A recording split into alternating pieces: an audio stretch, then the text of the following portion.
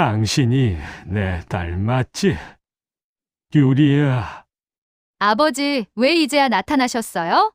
비 오는 거리, 새벽 골목에서 폐지를 줍던 노인 앞에 멈춰 선 검은 세단. 차에서 내린 여자는 한국 최대 재벌그룹의 CEO였습니다. 쓰러진 노인을 병원으로 옮긴 그녀. 고아 출신으로 알려진 최유리 대표. 그런데 이 노인이 친아버지라니? 25년 전 사라진 진실. 입양 서류에 적힌 충격적인 이름. 그리고 병원에 쓰러진 친어머니까지. 날 버린 거 아니었어요? 아니야. 유리야, 널 살리려고 그런 거야. 과연 이 가족에게 무슨 일이 있었던 걸까요? 그리고 유리 대표는 세상을 향해 어떤 선택을 하게 될까요? 마지막 반전까지 놓치지 마세요. 시니어 감성 치유 드라마 끝까지 보시면 눈물 없이는 볼 수 없는 이야기가 이제 시작됩니다. 오늘도 찾아와 주셔서 진심으로 고맙습니다. 혹시 아직 구독과 좋아요를 안 눌러주셨다면 지금 한번 눌러주시면 큰 격려가 됩니다. 여러분의 응원이 저희의 원동력입니다. 새벽 5시 서울 뒷골목에는 아직 어둠이 가시지 않았습니다.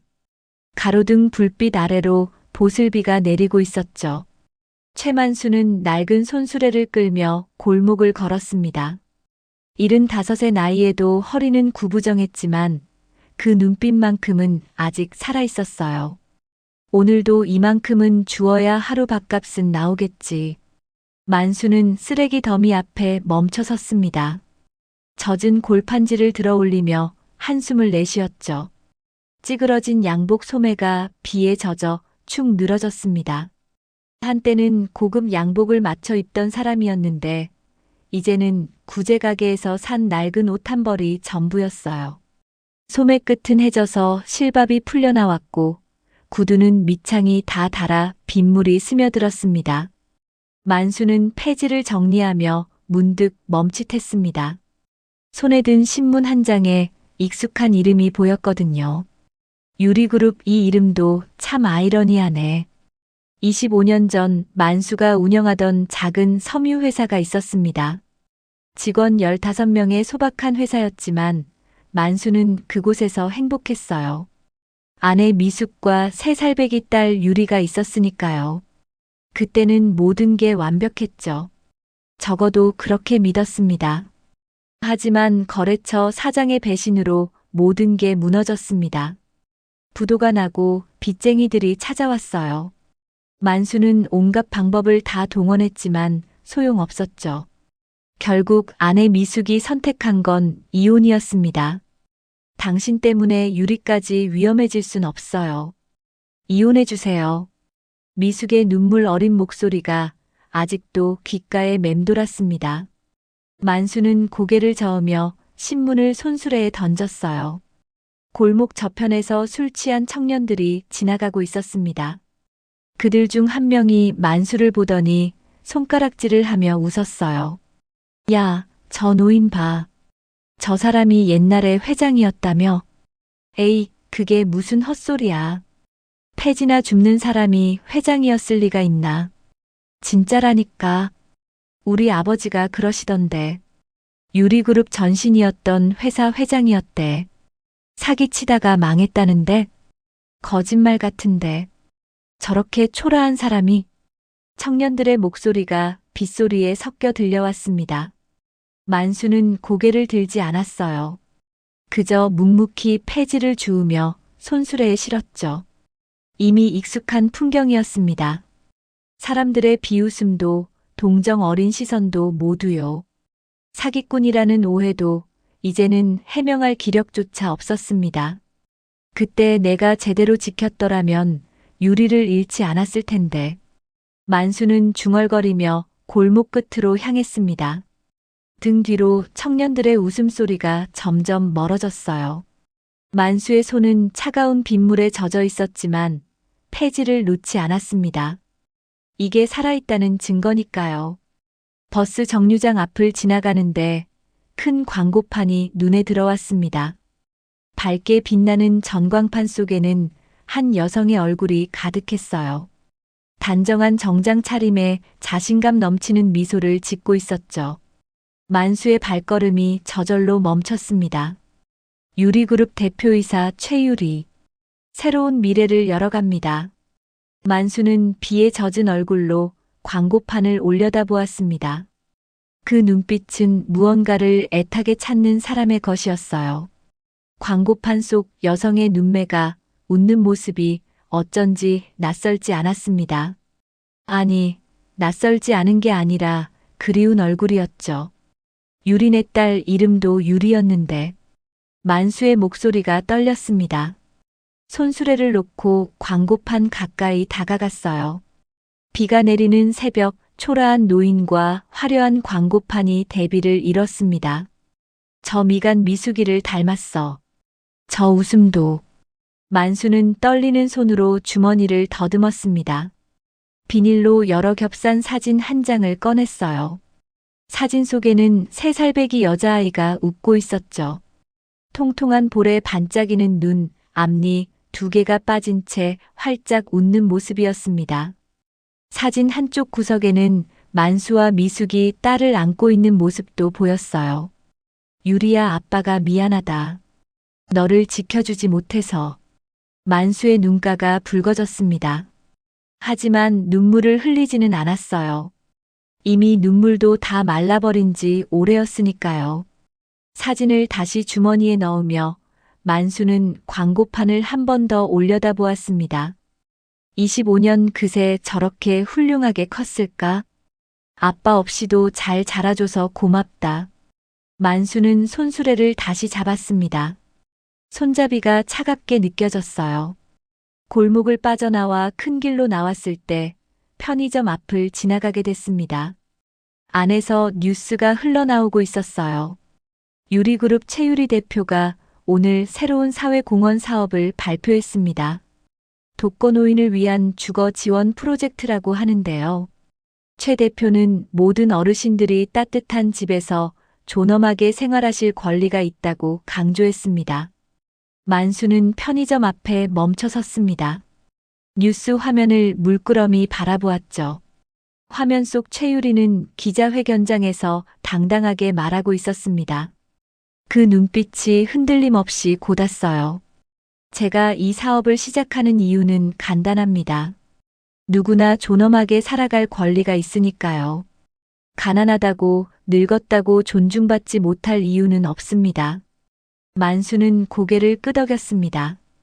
그 말투가, 그 신념이 어쩐지 익숙했어요. 옛날 자신이 직원들에게 했던 말과 닮아 있었죠. 사람이 먼저다라는 경영 철학을 가졌던 자신의 모습이 떠올랐습니다. 역시 내 딸이야. 착한 마음을 잃지 않았구나. 만수는 쓸쓸하게 웃으며 다시 걸음을 옮겼습니다. 손수레 바퀴가 젖은 도로 위를 굴러갔어요.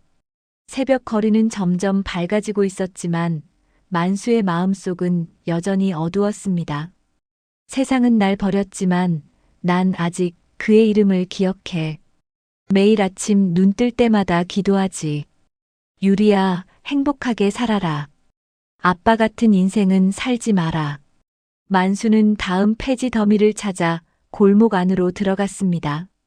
비는 여전히 내리고 있었고 만수의 뒷모습은 점점 어둠 속으로 사라져갔어요.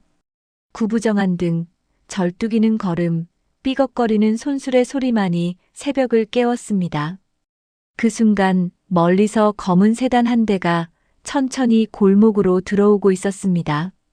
고급스러운 차체가 가로등 불빛에 반짝였어요. 하지만 만수는 그 사실을 알지 못했죠. 여전히 폐지를 찾아 쓰레기 더미를 뒤지고 있었으니까요.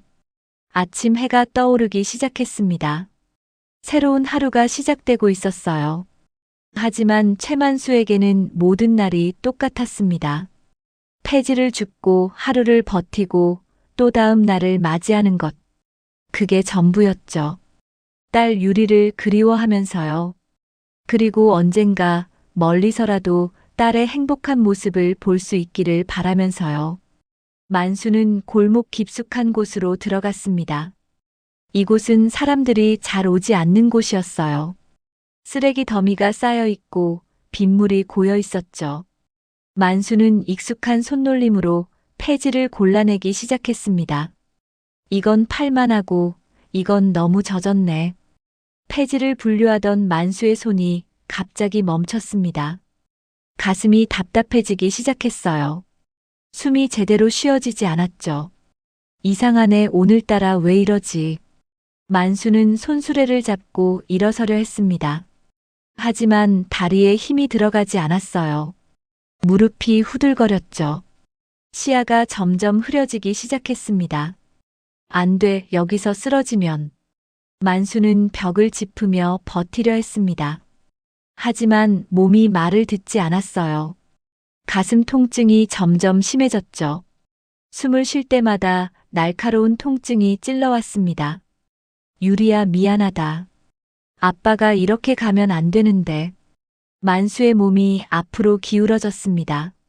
손수레가 넘어지며 폐지가 사방으로 흩어졌어요. 만수는 그대로 젖은 바닥에 쓰러졌죠. 비가 만수의 얼굴을 적셨습니다. 의식이 점점 멀어져 갔어요. 그때였습니다. 골목 입구로 검은 세단 한 대가 천천히 들어오고 있었어요. 고급스러운 차체가 가로등 불빛에 반짝였죠. 차는 골목 중간쯤에서 멈춰 섰습니다.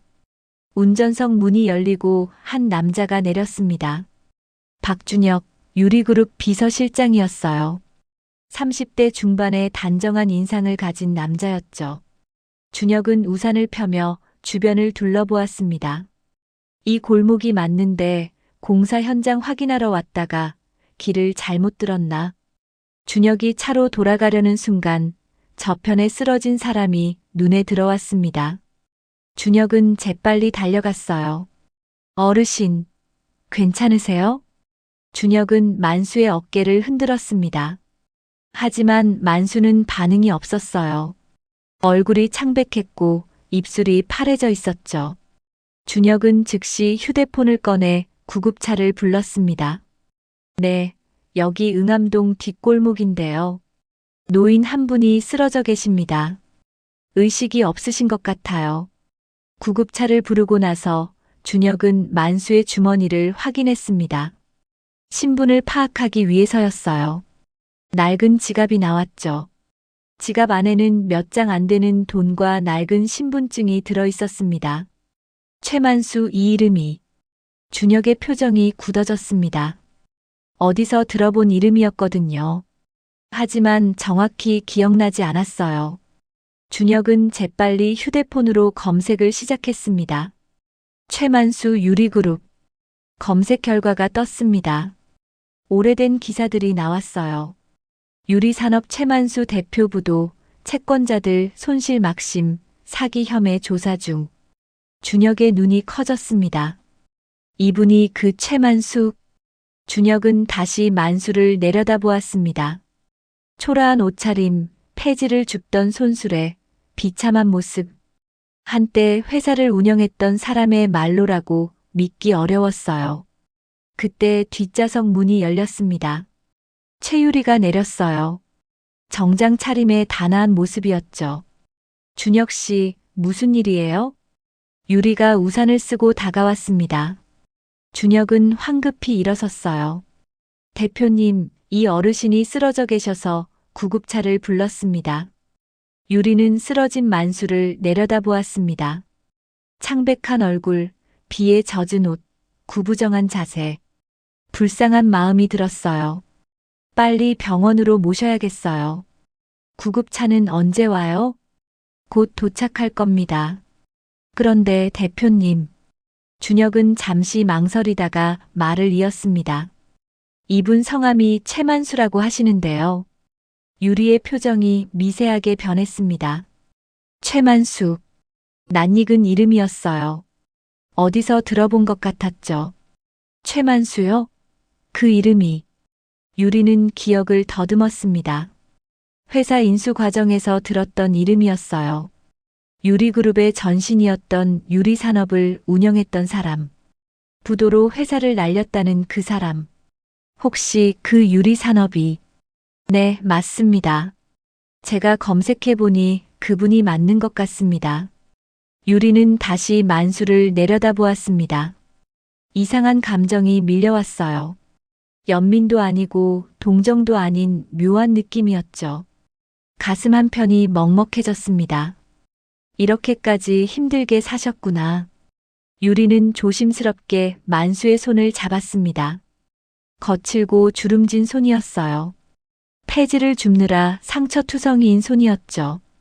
유리의 눈가가 촉촉해졌습니다. 그때 만수가 희미하게 눈을 떴습니다.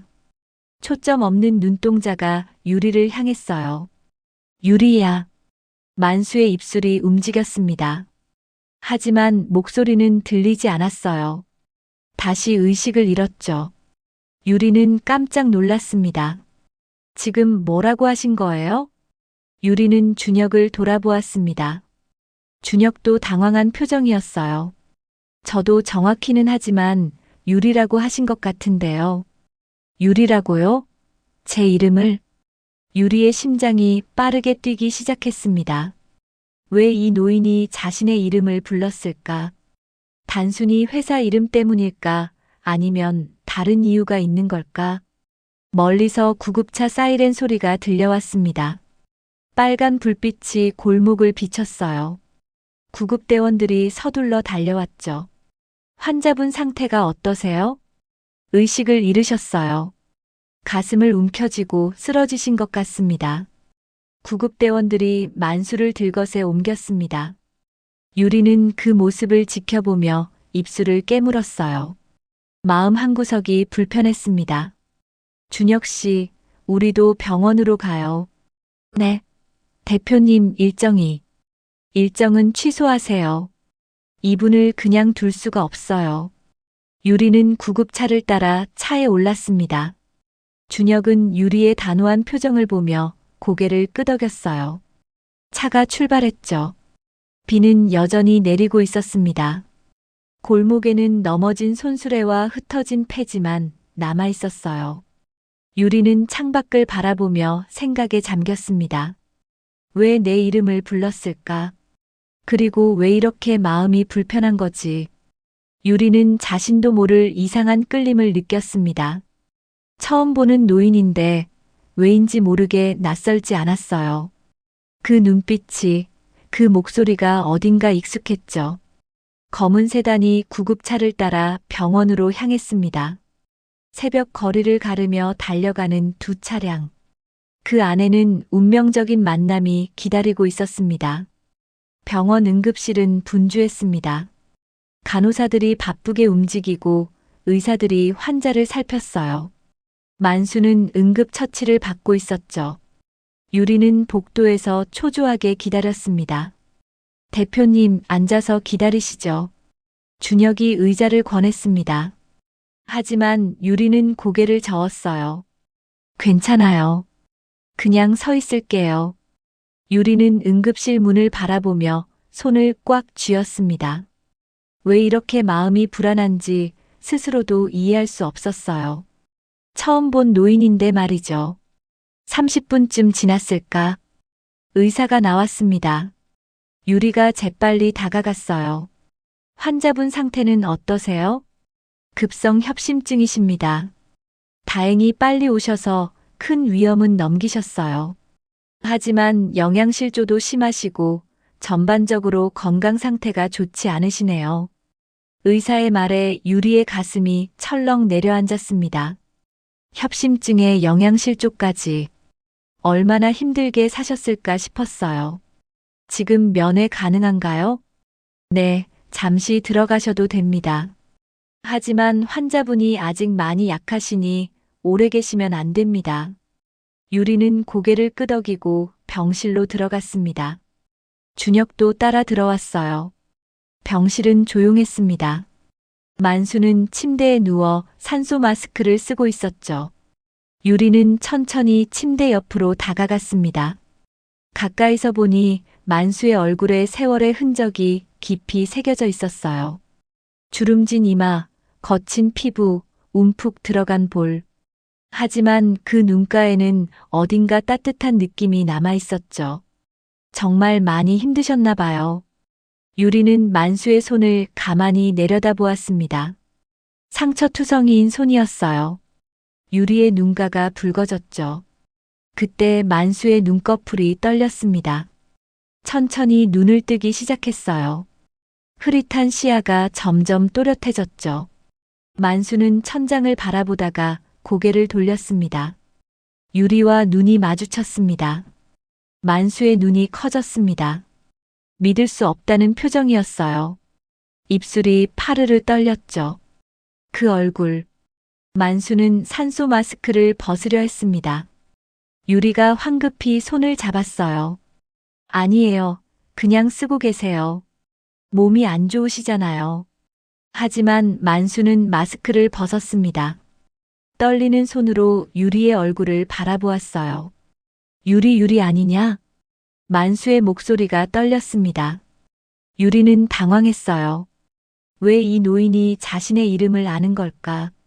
저를 아세요? 유리가 조심스럽게 물었습니다. 만수는 눈물을 글썽이며 고개를 끄덕였어요. 그 목소리, 그 눈빛 내 딸이 맞구나. 순간 병실이 고요해졌습니다. 유리는 믿을 수 없다는 표정으로 만수를 바라보았어요. 준혁도 놀라서 입을 벌렸죠. 딸이라고요? 무슨 말씀이세요? 유리의 목소리가 떨렸습니다. 만수는 천천히 몸을 일으켰어요. 유리가 부축했죠. 유리야, 정말 너구나. 25년 만이네. 만수의 눈에서 눈물이 흘러내렸습니다. 주름진 얼굴을 타고 내려온 눈물이었어요. 아버지가 미안하다. 너를 잃어버려서 찾지 못해서. 유리는 혼란스러웠습니다. 아버지라니. 말도 안 되는 소리였어요. 어르신, 착각하신 것 같아요. 저는 고아 출신이에요. 부모님이 안 계세요. 유리는 침착하게 말했습니다. 하지만 목소리는 떨리고 있었어요. 만수는 고개를 저었습니다. 아니야. 내가 내 딸이야. 최유리 맞지? 네, 제 이름은 최유리지만. 그럼 맞아. 너야. 내가 지은 이름이야. 만수는 침대 옆 테이블에 놓인 자신의 옷을 찾았습니다. 주머니를 더듬어 비닐에 싼 사진을 꺼냈어요. 이것 봐. 이게 3살 때 너야. 만수가 사진을 내밀었습니다. 유리는 떨리는 손으로 사진을 받았어요. 사진 속에는 통통한 여자아이가 웃고 있었죠. 앞니 2개가 빠진 채 활짝 웃는 모습이었습니다. 유리의 심장이 빠르게 뛰기 시작했습니다. 사진 속 아이의 눈매가, 웃는 모습이 어딘가 낯설지 않았어요. 거울을 볼 때 보던 자신의 모습과 닮아 있었죠. 이게 저라고요? 그래. 너야. 3살 때 생일날 찍은 사진이야. 만수는 사진을 가리키며 말했습니다. 사진 한쪽에는 젊은 남자와 여자가 아이를 안고 있었어요. 이 사람이 나고 이 사람이 내 엄마 미숙이야. 유리는 사진을 자세히 들여다보았습니다. 사진 속 남자의 얼굴이 지금 눈앞에 만수와 닮아 있었어요. 젊고 건강했던 모습이었죠. 하지만 저는 보육원에서 자랐어요. 부모님이 저를 버렸다고 들었고요. 유리의 목소리가 점점 작아졌습니다. 만수는 고개를 저으며 울먹였어요. 버린 게 아니야. 지키려고 했던 거야. 빚쟁이들이 너까지 해칠까봐 내 엄마가 너를 안전한 곳으로 보낸 거야. 빚쟁이들이요? 유리는 혼란스러웠습니다. 너무 갑작스러운 이야기였어요. 믿을 수도 믿지 않을 수도 없었죠. 아버지가 사업에 실패했어. 거래처 사장한테 사기를 당했지. 그때 빚이 10억이 넘었어. 빚쟁이들이 집에 칼 들고 찾아왔어. 내 엄마가 겁에 질렸지. 만수의 목소리가 떨렸습니다. 과거의 기억이 떠올랐어요. 미숙이가 울면서 말했어. 유리만은 지키자고. 이혼하고 유리를 데리고 떠나겠다고. 이혼을. 그래. 아버지가 동의했어. 너라도 지켜야 했으니까. 하지만 미숙이가 어디로 갔는지 몰랐어. 찾으려고 했지만 찾을 수가 없었어. 유리는 가슴이 먹먹해졌습니다. 사진을 다시 내려다보았어요. 행복하게 웃고 있는 가족의 모습이었죠. 저는 정말 이 아이인가요? 유리가 떨리는 목소리로 물었습니다. 만수는 고개를 끄덕였어요. 그래. 내 왼쪽 팔꿈치에 작은 점이 있지. 엄마 말로는 태어날 때부터 있던 거래. 유리는 깜짝 놀라 소매를 걷어 올렸습니다. 왼쪽 팔꿈치 안쪽에 작은 점이 있었어요. 평소에는 신경 쓰지 않던 점이었죠. 이걸 어떻게? 내 딸이니까, 아버지니까 알지. 만수는 울먹이며 유리의 손을 잡았습니다. 거칠고 주름진 손이었지만 따뜻했어요.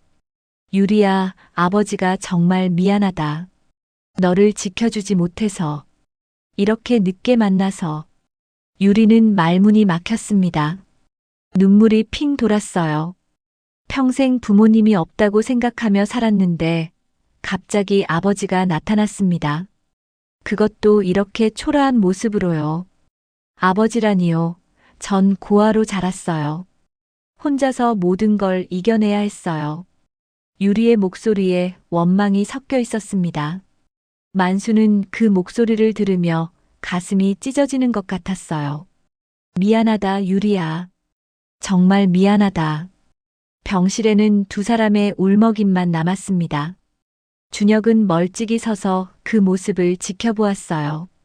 운명 같은 만남이었습니다. 병원을 나온 유리는 차 안에서 한참을 멍하니 앉아 있었습니다. 만수가 건넨 사진이 손에 들려 있었어요. 행복했던 가족의 모습이 자꾸만 눈에 밟혔죠. 대표님, 괜찮으세요? 준혁이 조심스럽게 물었습니다. 유리는 고개를 끄덕였어요. 괜찮아요. 회사로 가지 말고 집으로 가주세요. 알겠습니다. 차가 출발했습니다. 유리는 창밖을 바라보며 생각에 잠겼어요. 정말 저 노인이 아버지일까? 믿어야 할까, 말아야 할까? 머릿속이 복잡했죠. 집에 도착한 유리는 곧장 서재로 향했습니다. 오래된 서류들이 보관된 곳이었어요. 유리는 선반 깊숙한 곳에서 낡은 상자를 꺼냈죠. 분명 여기 어딘가 있을 거야. 유리는 상자를 열었습니다.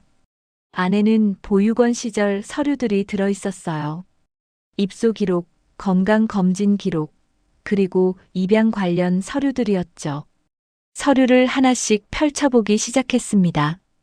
손이 떨렸어요. 무언가를 발견할 것 같은 두려움과 기대감이 교차했죠. 이건 입소 기록이고 이건 건강 검진. 유리는 서류를 계속 뒤적였습니다. 그러다 노란색 봉투 하나를 발견했어요. 친권 포기 각서 및 입양 동의서라고 적혀 있었죠. 유리는 떨리는 손으로 봉투를 열었습니다. 오래된 종이가 나왔어요. 종이를 펼치는 순간 유리의 눈이 커졌습니다. 아동 성명 최유리 생년월일 1998년 3월 15일 친모 한미숙 친부 최만수. 유리는 그 자리에 주저앉았습니다. 서류가 손에서 떨어졌어요. 친부 이름이 최만수였습니다. 친모 이름은 한미숙이었고요. 정말이었구나. 그 노인이 진짜 아버지였어. 유리는 서류를 다시 집어들었습니다. 자세히 읽어 내려갔어요. 입양 사유 경제적 어려움 및 채무 관계로 인한 양육 불가. 아동의 안전을 위해 친권을 포기하고 입양에 동의함. 서류 하단에는 한미숙의 서명이 있었습니다. 글씨체가 떨려 있었어요. 얼마나 힘들게 쓴 서명이었을까 싶었죠. 유리의 눈에서 눈물이 흘러내렸습니다. 평생 버림받았다고 생각했는데 그게 아니었습니다. 지키기 위한 선택이었던 거죠. 엄마 한미숙. 유리는 서류를 가슴에 안았습니다. 그리고 결심했어요. 친모를 찾아가야겠다고요. 진실을 직접 들어야겠다고 말이죠. 다음 날 아침 유리는 준혁에게 부탁했습니다. 준혁 씨, 한미숙이라는 분을 찾아주세요. 제 친모예요. 알겠습니다, 대표님. 준혁은 이틀 만에 결과를 가져왔습니다. 한미숙은 경기도 의정부에서 작은 반찬 가게를 운영하고 있었어요. 유리는 주소를 받아들고 곧바로 차에 올랐습니다. 의정부까지 가는 동안 가슴이 두근거렸어요. 이제 곧 친모를 만나게 될 것이었죠. 반찬 가게 앞에 도착했습니다. 미숙네 반찬이라는 간판이 보였어요. 작지만 정갈한 가게였죠. 유리는 한참을 망설이다 가게 문을 열었습니다. 가게 안에는 60대 말로 보이는 여성이 김치를 담고 있었습니다. 한미숙이었어요. 머리에는 흰 머리카락이 섞여 있었고 얼굴에는 주름이 깊게 패여 있었죠. 미숙이 고개를 들었습니다. 유리와 눈이 마주쳤어요.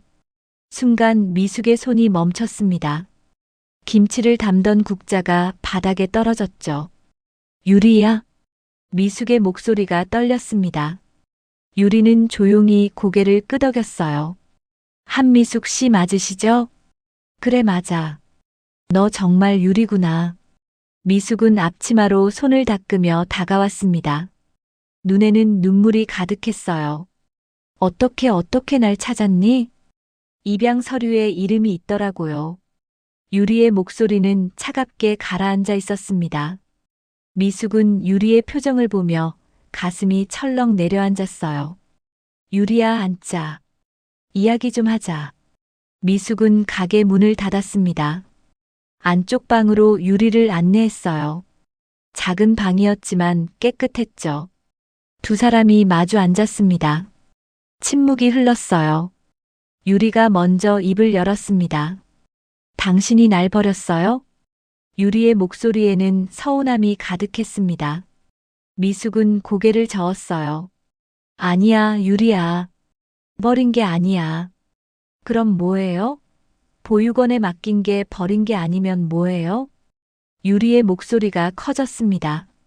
참았던 감정이 터져 나왔어요. 미숙은 눈물을 흘리며 말했죠. 널 살리려고 그런 거야.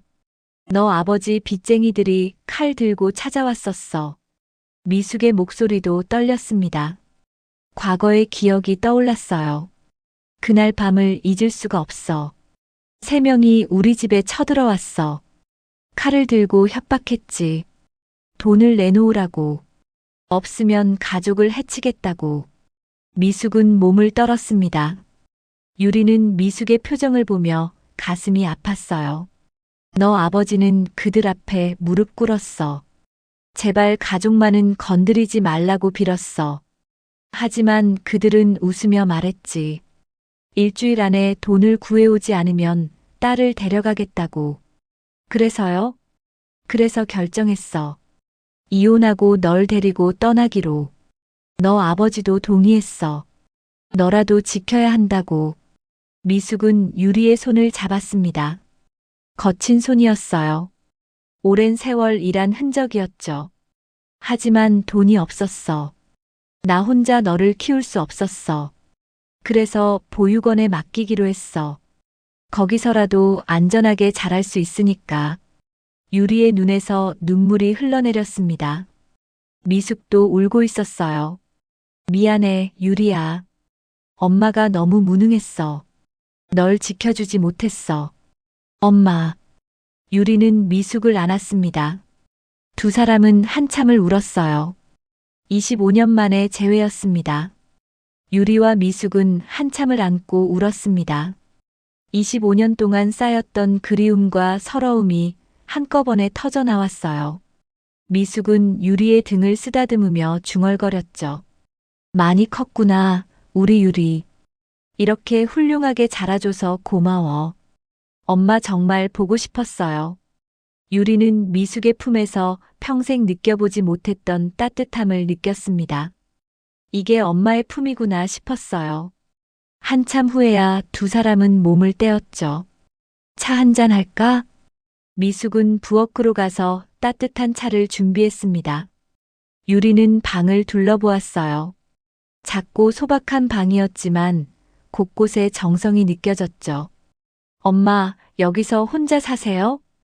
응, 혼자 살아. 반찬 가게 운영하면서 근근히 먹고 살지. 미숙이 차를 내왔습니다. 유리는 차를 받아들며 미숙의 손을 보았어요. 거칠고 상처투성이인 손이었죠. 엄마 손이 많이 힘드셨나 봐요. 괜찮아. 이 정도야 뭐.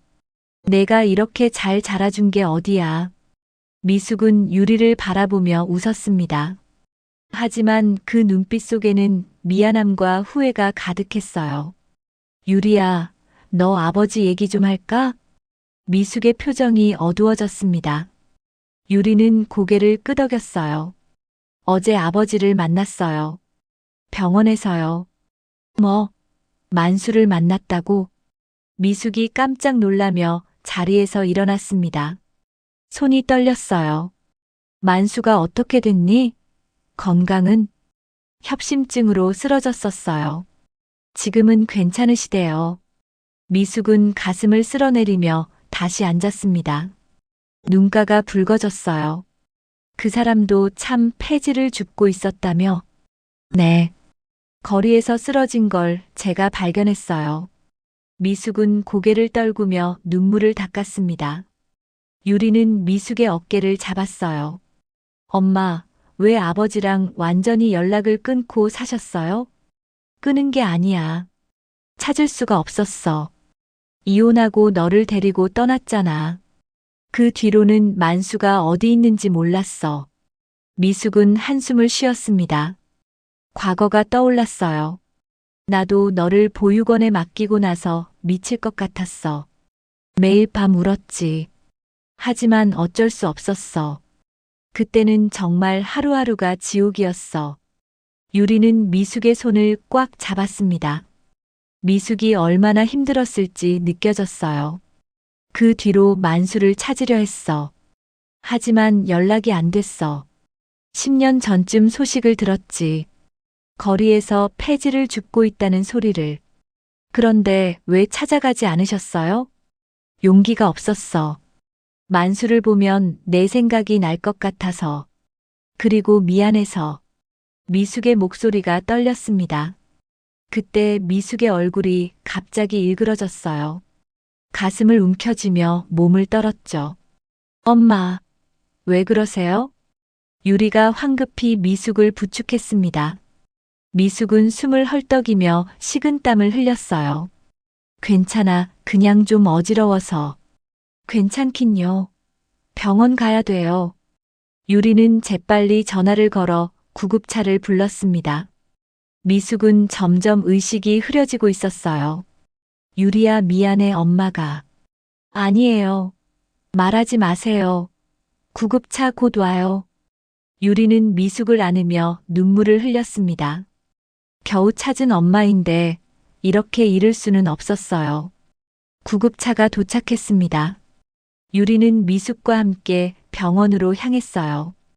응급실로 들어가는 미숙의 모습을 보며 유리는 온몸이 떨렸죠. 제발 괜찮으시길. 1시간이 지났습니다. 의사가 나왔어요. 유리가 재빨리 다가갔습니다. 환자분 상태는 어떠세요? 심근경색입니다. 다행히 빨리 오셔서 응급처치는 했지만 상태가 좋지 않으세요. 유리의 다리에 힘이 풀렸습니다. 심근경색이라니. 면회 가능한가요? 중환자실에 계십니다.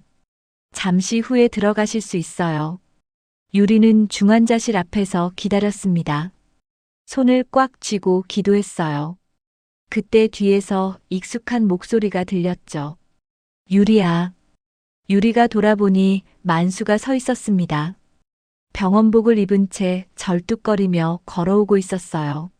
준혁이 옆에서 부축하고 있었죠. 아버지, 왜 여기 오셨어요?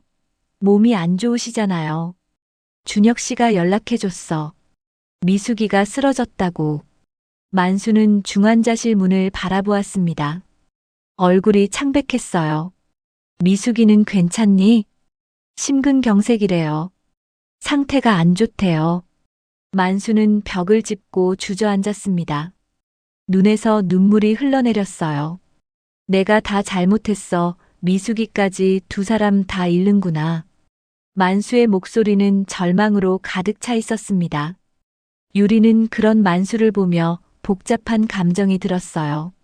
아버지 잘못이 아니에요. 아니야. 다 내 탓이야. 내가 제대로 지켰더라면 이런 일은 없었어. 만수는 얼굴을 손으로 가렸습니다. 온몸이 떨렸어요. 유리는 그 모습을 보며 가슴이 아팠지만 동시에 화도 났어요. 그런 말씀 이제 필요 없어요. 유리의 목소리가 차갑게 식었습니다. 만수가 고개를 들었어요. 유리야, 우린 이미 남이에요. 25년 동안 가족이 아니었잖아요.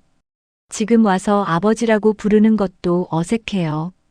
유리는 냉정하게 말했습니다. 만수는 충격을 받은 표정이었어요. 유리야, 아버지가 미안하다. 정말 미안해. 미안하다는 말로 다 되나요? 엄마가 얼마나 힘들게 사셨는지 알아요? 저도 얼마나 외로웠는지 알아요? 유리의 목소리가 떨렸습니다. 참았던 감정이 터져 나왔어요. 이제 와서 아버지 행세하지 마세요. 전 혼자서도 잘 살았어요. 유리는 돌아서서 중환자실로 들어갔습니다. 만수는 그 뒷모습을 바라보며 무너졌어요. 준혁이 부축했지만 소용없었죠. 만수는 바닥에 주저앉아 울기 시작했습니다. 복도에는 만수의 흐느낌만 남았습니다. 일주일이 지났습니다. 미숙은 수술을 받고 회복 중이었어요. 다행히 위험한 고비는 넘겼죠. 유리는 매일 병원에 들렀습니다. 하지만 만수는 피했어요. 복도에서 마주쳐도 고개를 돌렸죠. 만수는 병원 구석에서 미숙의 회복을 기다렸습니다. 유리가 떠난 후에야 병실 밖에서 미숙을 바라보았어요. 유리창 너머로만 보는 게 전부였죠. 미안해, 미숙아. 너까지 이렇게 만들어서. 만수는 중얼거리며 병원을 떠났습니다. 다시 거리로 돌아갔어요. 폐지를 줍는 일상으로 돌아갔죠. 유리는 회사로 복귀했습니다. 쌓인 일들을 처리하기 시작했어요. 하지만 집중이 되지 않았죠. 자꾸만 만수의 모습이 떠올랐습니다. 대표님, 이 서류들 검토 부탁드립니다. 준혁이 서류 뭉치를 가져왔습니다. 유리는 고개를 끄덕이며 서류를 받았어요. 잠깐만요. 이건 뭐예요? 유리의 손이 멈췄습니다. 서류 중에 낯선 문서가 끼어 있었어요. 희망노인센터 설립 계획안이라고 적혀 있었죠. 아, 그건 인수 과정에서 나온 옛날 서류입니다. 정리하다가 발견했어요. 옛날 서류요? 유리는 서류를 펼쳤습니다. 20년 전 작성된 문서였어요. 작성자는 최만수였죠. 유리는 숨을 멈추고 서류를 읽기 시작했습니다. 본 계획안은 경제적 어려움을 겪는 독거노인들에게 안정적인 주거와 일자리를 제공하기 위함입니다. 폐지를 줍는 어르신들이 존엄하게 생활할 수 있도록 센터를 운영하며 수익금 전액을 어르신들께 배분합니다. 유리의 손이 떨렸습니다. 계속 읽어 내려갔어요. 제가 이 사업을 시작하는 이유는 간단합니다. 가난하다고 늙었다고 존중받지 못할 이유는 없으니까요. 사람이 먼저입니다. 유리는 눈을 크게 떴습니다. 이 문장이 어디서 들어본 것 같았어요. 그러다 깨달았죠. 자신이 기자회견에서 했던 말과 똑같았습니다. 이게 아버지가 쓴 거였어? 유리는 서류 끝을 확인했습니다. 최만수의 서명이 있었어요. 날짜는 25년 전이었죠. 만수가 부도나기 직전에 작성한 문서였습니다. 준혁 씨, 이 서류 어디서 나왔어요? 인수한 회사 창고에서 발견했습니다. 옛날 서류들이 쌓여 있었거든요. 유리는 서류를 다시 읽었습니다. 페이지를 넘기며 만수의 계획을 확인했어요. 센터 운영 방안, 자금 조달 계획, 어르신들을 위한 복지 프로그램까지 하나하나 세심하게 적혀 있었죠. 아버지는 날 버린 게 아니었어. 유리의 목소리가 떨렸습니다. 만수는 자신만 생각한 게 아니었어요. 세상의 약자들을 위해 일했던 사람이었죠. 세상을 막으려 했던 거구나. 어르신들이 존엄하게 살 수 있도록. 유리의 눈가가 뜨거워졌습니다. 서류를 가슴에 안았어요. 그동안 만수를 오해했습니다. 무능한 사람이라고, 자신을 버린 사람이라고 생각했죠. 하지만 만수는 달랐어요. 유리는 자리에서 일어났습니다. 서류를 들고 사무실을 나섰어요. 준혁 씨, 차 준비해 주세요. 어디 가시게요? 아버지 찾으러요. 유리는 만수가 있을 만한 곳들을 찾아다녔습니다. 응암동 뒷골목, 폐지 수거장, 쪽방촌. 하지만 만수는 보이지 않았어요. 해가 저물 무렵 유리는 한 공원 벤치에서 만수를 발견했습니다. 만수는 벤치에 앉아 멍하니 하늘을 바라보고 있었어요. 손에는 낡은 사진이 들려 있었죠. 유리는 천천히 다가갔습니다. 만수는 유리를 보고 깜짝 놀라 일어서려 했어요. 아니에요. 그냥 앉아 계세요. 유리가 만수 옆에 앉았습니다. 만수는 어색하게 사진을 주머니에 넣었어요. 유리야, 무슨 일이니? 아버지한테 드릴 게 있어서요. 유리는 서류를 꺼냈습니다. 만수에게 건넸어요. 만수는 서류를 받아들며 눈을 크게 떴죠. 이게 어디서 났니? 회사 창고에 있었어요. 아버지가 쓰신 거 맞죠? 만수는 서류를 보며 눈시울이 붉어졌습니다. 오랜 세월 잊고 있던 꿈이었어요. 그래, 내가 쓴 거야. 한참 옛날에. 왜 실행 못하셨어요? 부도가 나서. 빚에 쫓기다 보니 꿈을 잃어버렸지. 만수의 목소리가 쓸쓸했습니다. 유리는 만수의 손을 잡았어요. 아버지, 미안해요. 제가 오해했어요. 무슨 소리니? 아버지가 저를 버렸다고 생각했어요. 무능한 사람이라고 생각했고요. 하지만 아니었어요. 유리의 눈에서 눈물이 흘러내렸습니다. 만수는 당황하며 유리를 바라보았어요.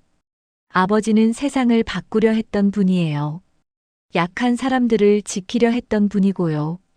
제가 지금 하는 일도 아버지께서 시작하신 거였어요. 유리야, 아버지가 없었다면 지금의 저도 없었어요. 아버지의 정신을 이어받은 거예요. 유리는 만수를 안았습니다. 만수도 유리를 꽉 껴안았어요. 두 사람은 한참을 울었죠. 미안해, 유리야. 아버지가 너를 지켜주지 못해서. 아니에요. 이제 괜찮아요. 유리는 만수에게서 물러나며 눈을 바라보았습니다. 이젠 제가 아버지를 지킬게요. 뭐? 아버지 꿈을 제가 이룰게요. 희망노인센터 제가 만들겠어요. 만수는 놀라서 유리를 바라보았습니다. 유리의 눈빛은 확고했어요. 그리고 아버지, 다시는 폐지 주우러 가지 마세요. 저랑 같이 사세요. 유리야, 나 같은 사람이 아버지예요. 제 아버지시잖아요. 유리는 만수의 손을 꽉 잡았습니다. 만수는 그 온기를 느끼며 눈물을 흘렸어요. 얼마 만에 느껴보는 가족의 온기였을까요? 고맙다, 유리야. 정말 고맙다. 만수는 유리의 손을 잡고 울었습니다. 저녁 노을이 두 사람을 비췄어요. 25년 만에 화해였습니다. 아버지와 딸이 다시 만난 순간이었죠. 공원 벤치에 앉은 두 사람의 실루엣이 아름다웠습니다. 세월이 빼앗아갔던 시간을 되찾는 순간이었어요. 일주일 후 유리그룹 본사 대회의실은 긴장감으로 가득했습니다. 임시 주주총회가 열리는 날이었어요. 주주들이 하나둘 자리에 앉기 시작했죠. 대표님, 정말 이렇게 하시겠어요? 준혁이 걱정스러운 표정으로 물었습니다. 유리는 고개를 끄덕였어요. 네. 더 이상 숨기고 싶지 않아요. 유리는 거울을 보며 옷매를 만졌습니다. 검은색 정장 차림이었어요. 오늘은 중요한 날이었죠. 진실을 밝히는 날이었습니다. 회의실 문이 열렸습니다. 유리가 들어서자 주주들의 시선이 집중됐어요. 유리는 단상에 올라섰죠. 바쁘신 중에 참석해 주셔서 감사합니다. 유리는 침착하게 말했습니다. 주주들은 웅성거렸어요. 갑작스러운 주주총회라 모두들 의아해했죠. 오늘 이 자리를 마련한 이유는 여러분께 말씀드릴 게 있어서입니다. 유리는 심호흡을 했습니다. 손에 쥔 원고를 내려놓았어요. 즉흥으로 말하기로 했죠.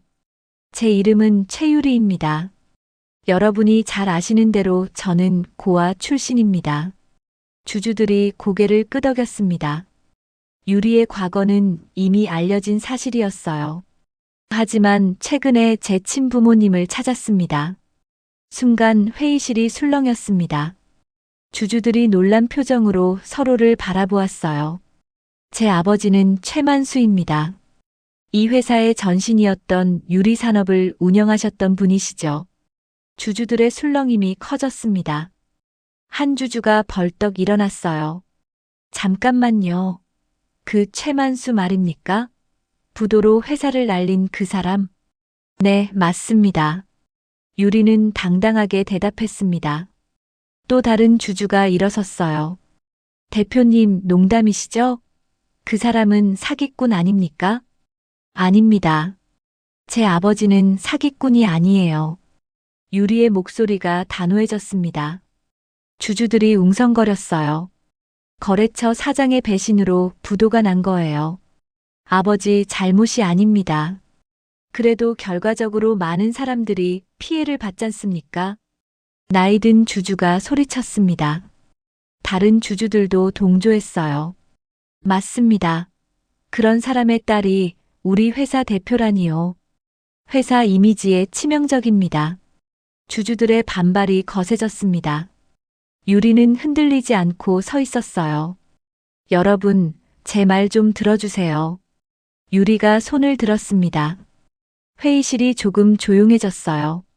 제 아버지는 지난 25년 동안 거리에서 폐지를 주우며 사셨습니다. 하루하루 근근히 살아오셨죠. 주주들이 서로 눈치를 보며 속삭였습니다. 하지만 아버지는 꿈을 잃지 않으셨어요. 어르신들이 존엄하게 살 수 있는 세상을 만들고 싶어 하셨죠. 유리는 만수가 작성한 서류를 화면에 띄웠습니다. 희망노인센터 설립 계획안이었어요. 이건 아버지가 25년 전에 쓰신 계획안입니다. 독거노인들을 위한 복지센터를 만들려고 하셨어요. 주주들이 화면을 보며 조용해졌습니다. 유리는 계속 말을 이었어요. 제가 지금 하고 있는 노인 복지 사업도 사실은 아버지의 꿈을 이어받은 겁니다. 제가 말했던 사람이 먼저다라는 철학도 아버지께서 가르쳐 주신 거예요. 한 주주가 일어나 말했습니다. 하지만 대표님, 이런 사실이 알려지면 회사 주가가 폭락할 겁니다. 알고 있습니다. 하지만 더 이상 숨기고 싶지 않아요. 유리의 목소리가 떨렸습니다. 눈가가 붉어졌어요. 제 아버지를 부끄러워하지 않겠습니다. 폐지를 주우며 사셨어도 빚에 쫓기며 사셨어도 아버지는 제 자랑입니다. 회의실이 고요해졌습니다. 유리의 목소리만이 울렸어요. 아버지가 없었다면 오늘의 저도 없었습니다. 약자를 돕는 마음도 세상을 바꾸려는 의지도 모두 아버지께서 주신 거예요. 유리는 눈물을 닦으며 말을 이었습니다. 여러분이 저를 대표해서 해임하고 싶으시다면 그렇게 하셔도 됩니다. 하지만 전 아버지를 부인하지 않을 겁니다. 주주들이 술렁거렸습니다. 한 주주가 손을 들었어요. 대표님, 질문이 있습니다. 말씀하세요. 그럼 최만수 씨를 앞으로 어떻게 하실 건가요? 아버지와 함께 살 겁니다. 그리고 아버지의 꿈이었던 희망노인센터를 만들 거예요. 유리는 당당하게 대답했습니다. 주주들이 더욱 술렁거렸어요. 이건 회사 이미지에 독이 됩니다. 주가가 폭락할 겁니다. 반대의 목소리가 쏟아졌습니다. 하지만 유리는 흔들리지 않았어요. 그때 회의실 뒤편 문이 열렸습니다. 만수가 들어서고 있었어요. 낡은 양복을 입었지만 깨끗하게 차려입은 모습이었죠. 준혁이 모셔온 것이었습니다. 유리는 만수를 보며 미소 지었습니다. 만수는 뒤편에 조용히 섰어요. 여러분께 소개합니다. 제 아버지 최만수입니다. 유리가 만수를 가리켰습니다. 주주들이 모두 뒤를 돌아보았어요. 만수는 떨리는 손으로 인사했죠. 처음 뵙겠습니다. 최만수입니다. 만수의 목소리는 작았지만 진심이 담겨 있었습니다. 주주들은 냉담한 표정으로 만수를 바라보았어요. 유리는 단상에서 내려와 만수에게 걸어갔습니다. 만수의 손을 잡았어요. 아버지, 괜찮으세요? 응. 고맙다, 유리야. 만수는 눈물을 글썽이며 유리를 바라보았습니다. 유리도 만수의 손을 꽉 잡았어요. 여러분, 다시 한번 말씀드립니다. 유리는 주주들을 향해 돌아섰습니다. 제가 여기까지 올 수 있었던 건 이분이 계셨기 때문입니다. 비록 옆에 없으셨지만 정신만큼은 늘 함께였어요. 유리의 목소리는 확고했습니다. 만수는 유리의 뒷모습을 보며 눈물을 흘렸어요. 내 딸 세상에서 제일 큰 사람이 됐구나. 만수는 작게 중얼거렸습니다. 준혁은 그 모습을 보며 미소 지었어요. 회의실은 여전히 술렁거렸습니다. 하지만 유리는 당당히 서 있었어요. 아버지와 함께 세상과 맞서고 있었죠. 8챕터 마이너스 결말, 집으로 가는 길. 주주총회가 끝난 후 일주일이 흘렀습니다. 예상했던 것처럼 언론이 들끓었어요. 유리그룹 대표의 출생 비밀이 세상에 알려졌죠. 유리그룹 최유리 대표 알고 보니 폐지 줍던 노인의 딸. 부도 낸 최만수의 딸, 대기업 총수로 성공. 기사 제목들이 쏟아졌습니다. 하지만 여론은 예상 밖으로 흘러갔어요. 비난보다 응원의 목소리가 더 컸죠. 진짜 효녀네요. 부끄러워하지 않고 당당히 밝히다니. 아버지를 저렇게 챙기는 모습이 감동적이에요. 이런 대표가 회사를 이끌어야죠. 댓글들이 달리기 시작했습니다. 유리는 사무실에서 기사들을 보며 미소 지었어요. 준혁 씨, 생각보다 반응이 좋네요. 네, 대표님. 주가도 오히려 올랐습니다. 준혁이 보고서를 내밀었습니다. 유리는 보고서를 보며 안도의 한숨을 쉬었어요. 그날 오후 유리는 병원으로 향했습니다. 미숙이 퇴원하는 날이었거든요. 병실 문을 열자 미숙이 짐을 정리하고 있었어요.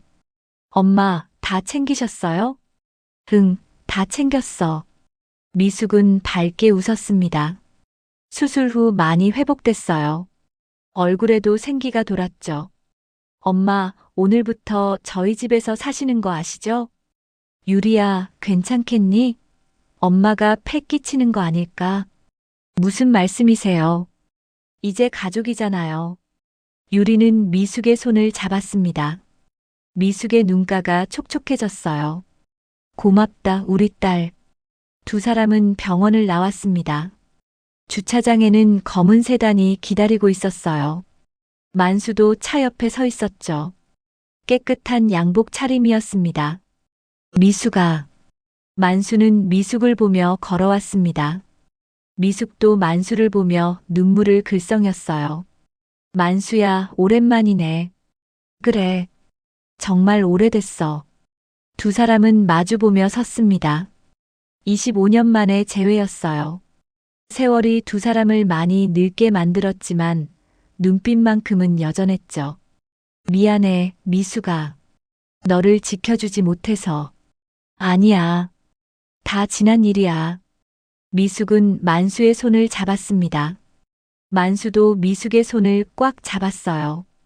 유리는 그 모습을 보며 눈물을 닦았습니다. 자, 이제 집에 가요. 우리 집으로. 유리는 차 문을 열었습니다. 미숙이 먼저 뒷좌석에 올랐어요. 만수는 조수석에 앉았죠. 유리도 차에 올라 시동을 걸었습니다.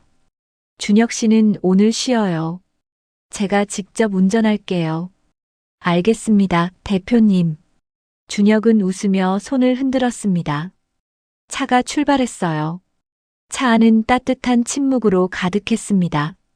만수는 창밖을 바라보며 중얼거렸어요. 이제야 집에 가는 기분이구나. 만수의 목소리는 떨리고 있었습니다. 유리는 백미러로 만수를 바라보며 미소 지었어요. 아버지, 이제 진짜 집에 가는 거예요. 우리 가족 모두 함께요. 미숙은 뒷좌석에서 만수의 어깨에 손을 얹었습니다. 만수는 미숙의 손을 잡았어요. 세 사람은 말없이 서로의 온기를 느꼈죠. 차는 서울 시내를 빠져나가 한강변을 달렸습니다. 햇살이 강물에 반짝이고 있었어요. 아름다운 오후였죠. 1시간쯤 지나 차는 한 건물 앞에 멈춰 섰습니다. 새로 지은 건물이었어요. 현판에는 희망노인재단이라고 적혀 있었죠. 여기가 어디니? 만수가 물었습니다.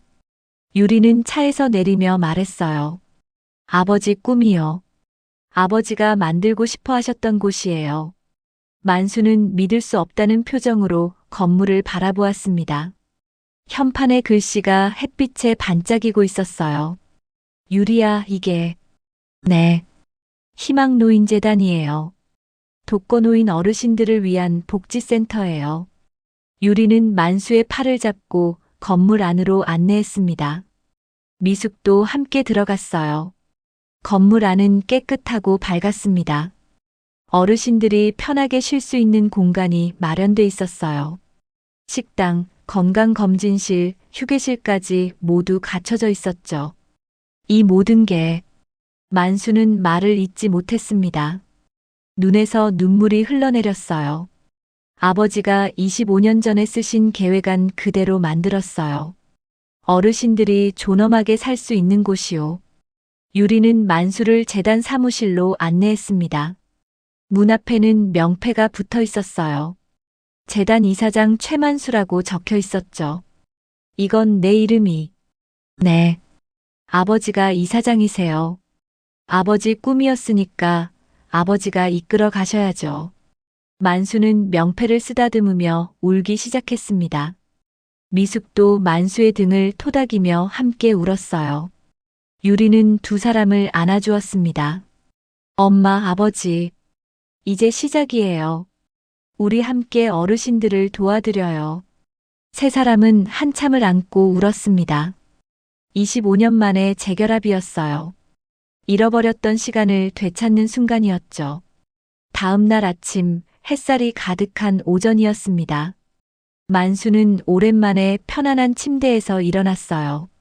창문을 열자 따뜻한 햇살이 들어왔죠. 거실로 나가니 미숙이 아침을 준비하고 있었습니다. 유리는 식탁에 앉아 신문을 읽고 있었어요. 아버지, 일어나셨어요?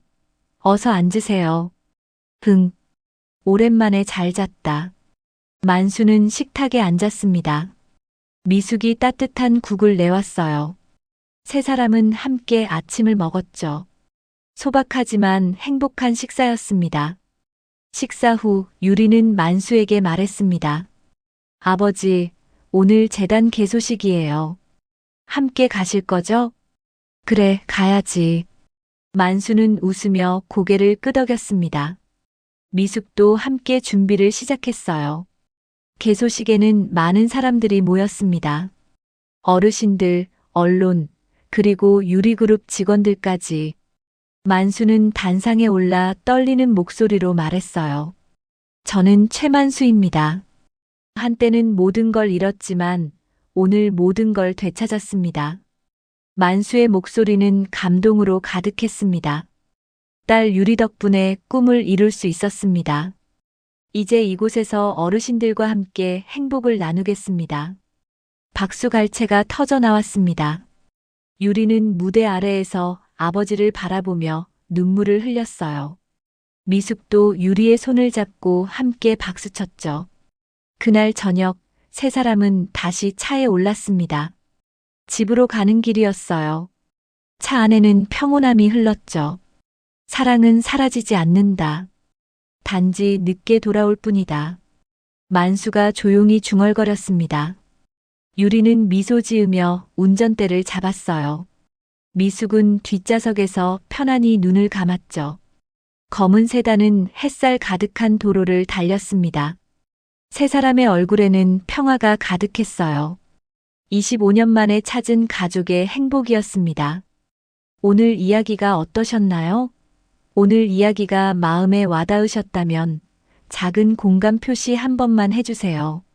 구독과 좋아요 버튼은 무료지만 저희에게는 정말 큰 힘이 됩니다.